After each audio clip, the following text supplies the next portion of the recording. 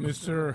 Vice President, Monsieur le Vice-président, Excellences, Excellences, Mesdames et Messieurs, for Croatia, pour la the United Croatie, Nations has always been a l'ONU core, essential global a toujours institution. été une During institution our own struggle for fondamentale et independence, essentielle. sovereignty, recognition, and territorial integrity, the UN Pendant played a le decisive combat que role. nous avons mené pour l'indépendance, la Our path souveraineté, to la admission reconnaissance et and l'intégrité early territoriale de years notre of pays, l'ONU membership a were joué un about rôle braving the décisif. stormy seas rather than smooth sailing. Pour adhérer à cette organisation, nous avons dû avancer contre vents et marées. The principles of the Charter of the C'était UN loin that served as our d'être safe harbor.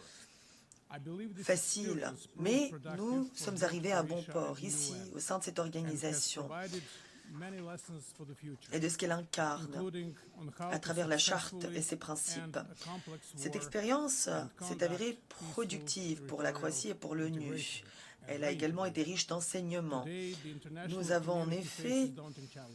compris comment Armed mettre conflicts fin à une are guerre more complexe et comment than at any assurer time une since the réintégration Second World territoriale War. pacifique. They are multiplying and intensifying. Et nous l'avons accompli avec succès. Aujourd'hui, la communauté internationale se heurte à des difficultés majeures. Les conflits armés sont plus nombreux que jamais. Ils se multiplient et s'intensifient. Les systèmes immunitaires sont submergés. La confiance s'érode. En Ukraine, les pertes insensées de vies humaines se poursuivent. Nous espérons que cette guerre prendra fin le plus tôt possible et nous nous félicitons des efforts diplomatiques qui sont en cours. Nous encourageons le dialogue inclusif susceptible de rétablir la paix. Mais au-delà de l'Europe, d'autres régions sont confrontées à des crises dévastatrices. À Gaza, des dizaines de millions de femmes et d'enfants ont déjà été tués. Des millions vivent sans nourriture, sans médicaments, privés de leur dignité humaine la plus élémentaire. C'est pire qu'une simple guerre, c'est un carnage. Nous appelons à la fin de ce massacre, à l'acheminement de l'aide, surtout aux enfants, et à la libération de tous les otages.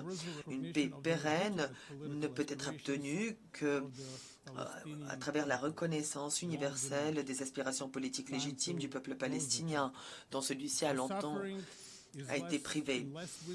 La souffrance est tout aussi réelle dans des crises moins médiatisées, comme au Soudan, une des catastrophes humanitaires les plus graves du XXIe siècle, qui se déroule sous nos yeux. Le maintien de la paix doit s'adapter aux conflits contemporains. Les missions de maintien de la paix doivent être souples, réalistes et assorties d'objectifs raisonnable, réalisable. Et pour cela, il faut que le Conseil de sécurité se concentre davantage sur les solutions politiques. Il faut qu'il reste engagé après le retrait des missions pour que la paix soit pérenne. Mais la paix, en réalité, ce n'est pas seulement faire taire les armes. Il faut aussi prévenir le déclenchement de nouvelles guerres et rompre les cycles de violence. La paix pérenne repose sur la démocratie, la gouvernance légitime et le respect des droits de toutes et tous. Respect notamment des droits des peuples à choisir librement leurs dirigeants. Dans notre région, l'Europe méridionale, la Croatie continue de promouvoir les processus politiques. Nous savons que l'adhésion à l'Union européenne n'est pas une solution miracle, mais ça reste un moteur de prospérité, comme nous le constatons en Croatie. Nous avons toujours été favorables à des relations de bon voisinage et nous avons toujours appelé, comme nous le faisons encore aujourd'hui, tous les pays à s'abstenir d'actions susceptibles de saper la stabilité de la région. En Bosnie-Herzégovine, nous appelons au respect de l'ordre constitutionnel, de la souveraineté et de l'égalité des trois peuples constitutifs. Toutes les parties, ainsi que la communauté internationale, doivent respecter les accords de Dayton. Le respect des droits des peuples constitutifs à choisir leurs représentants politiques légitimes à tous les niveaux du gouvernement est absolument fondamental. C'est une condition sine qua non si nous voulons que la stabilité et le progrès soient durables. Une paix pérenne ne peut en aucun cas être imposée. Elle se construit petit à petit. Et pour être véritablement durable, elle doit obligatoirement pour garantir le respect des droits humains et un développement ouvert à tous, juste. Ce sont là les éléments essentiels de toute société juste et prospère. Le système humanitaire doit quant à lui être réformé pour répondre rapidement, de manière innovante, grâce à des partenariats forts avec des acteurs locaux aux besoins des personnes dans le besoin. Nous pensons que la réconciliation humanitaire des Nations Unies est une excellente idée. L'idée de rendre en effet l'organisation plus efficace, plus habile, plus résiliente. Le respect du droit international humanitaire doit, dans ce contexte, rester le principal principe sur lequel repose le multilatéralisme. Et en Croatie, des décennies après la guerre patriotique, l'on cherche encore 1744 personnes disparues. En tant que coprésident de l'Alliance mondiale pour les personnes portées disparues, la Croatie s'efforce de sensibiliser à ce problème douloureux pour nous, du fait de notre expérience. Nous en tirons néanmoins parti pour partager avec les autres les pratiques qui nous permettent d'aller de l'avant et de renforcer la coopération. La justice axée sur les rescapés est d'ailleurs inscrite dans notre droit interne et nous encourageons d'autres pays à nous emboîter le pas. Nous diffusons également un autre modèle croate de recherche des personnes disparues qui repose sur la coopération entre les différents départements dans le cadre d'une approche transparente et intégrée, sans discrimination et compatible avec les normes internationales les plus rigoureuses. La Croatie est fière d'accueillir aujourd'hui même une manifestation de haut niveau, une manifestation parallèle sur les personnes portées disparues en temps de conflit armé qui sera consacrée à la manière dont on peut avancer dans la recherche de réponses. L'autre leg de la guerre patriotique est une question très importante également pour nous, la question des mines terrestres. La Croatie a été au cœur des initiatives ayant conduit à l'adoption de la première résolution du Conseil des droits de l'homme sur les mines, adoptée par consensus le 4 avril, à l'occasion de la Journée internationale pour la sensibilisation aux mines. La résolution réaffirme le traité interdisant les mines antipersonnelles et envoie un message clair. Cette cruauté est totalement inutile et viole les droits humains les plus fondamentaux. Le vivre ensemble qui est promu aujourd'hui pendant ce débat signifie que nous devons inclure les plus vulnérables. C'est pourquoi la Croatie est fière d'avoir piloté une initiative qui a permis l'adoption d'une résolution à l'Assemblée générale déclarant le 27 juin Journée internationale de la surdicécité. Résolution qui a recueilli 99 co-auteurs. Monsieur le Président, la paix et la sécurité sont indissociables du développement et des droits humains. Les fondateurs des Nations Unies l'avaient reconnu lorsqu'ils avaient décidé que l'organisation serait dotée de ces trois piliers. Alors que nous marquons le 10e anniversaire de la résolution de l'Assemblée générale sur le programme à l'horizon 2030, la Croatie réaffirme son attachement à ces objectifs. Personne ne doit être laissé pour compte. Nous remercions les États membres de leur soutien, ayant permis à la Croatie de se faire élire au Conseil économique et social pour 2026-2028.